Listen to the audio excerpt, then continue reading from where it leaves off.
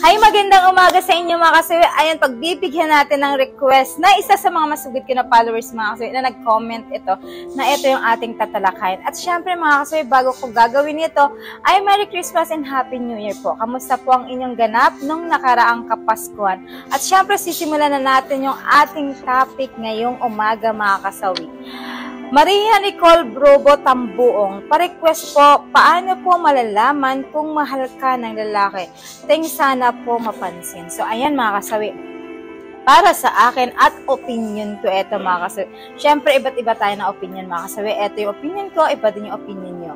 Siyempre, para sa akin, kapag once na mahal ka ng isang lalaki, lahat gagawin niya para sa'yo mga kasawi. Alam mo yung napakasimpleng bagay. Minsan kasi yung mga kalalakihan, kapag kamahal ka talaga nito, mag-e-effort ito para sa'yo.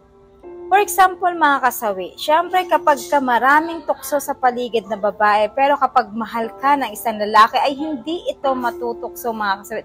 At higit sa lahat, nakokontento ito kung ano ang meron para sa'yo. Hindi na siya maghahanap pa ng ibang kababaihan na wala sa'yo mga kasawi. Kasi ang isang lalaki kapag once na minahal ka nito, alam nyo ba na kontento sila kung ano ang meron lang sa'yo. Kasi hindi ka na magawang ipagpapalit kasi ayaw nila na masaktan ka at ayaw nila na nakikita ka na umiiyak mga kasawi. Kasi ganun yung mga kalalakihan kapag once na mahal ka neto.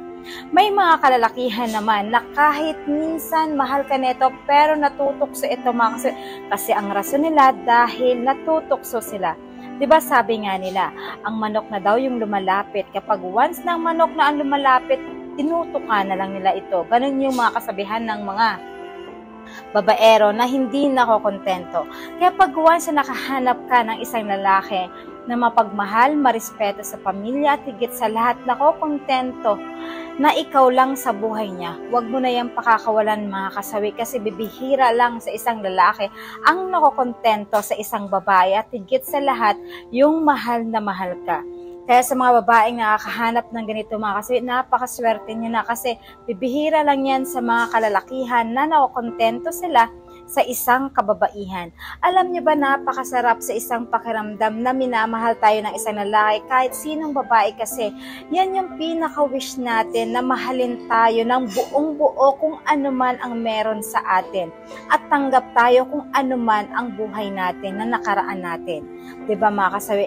Kaya kapag once ng isang lalaki, itanggap ka kung ano man ang meron sa'yo at nakaraan mo. Ibig sabihin yan mga kasawi, 100% na talagang mahal na mahal ka nito.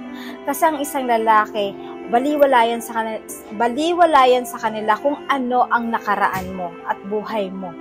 Pero kapag once ang isang lalaki ay ikaw lang yung mahal, pero yung pamilya mo ay baliwala sa kanya, hindi siya nag-e-effort, ibig sabihin, panandali ang kaligayahan lang ang kagustuhan niyan mga kasawi. Lagi niyong tatandaan yan mga kababaihan.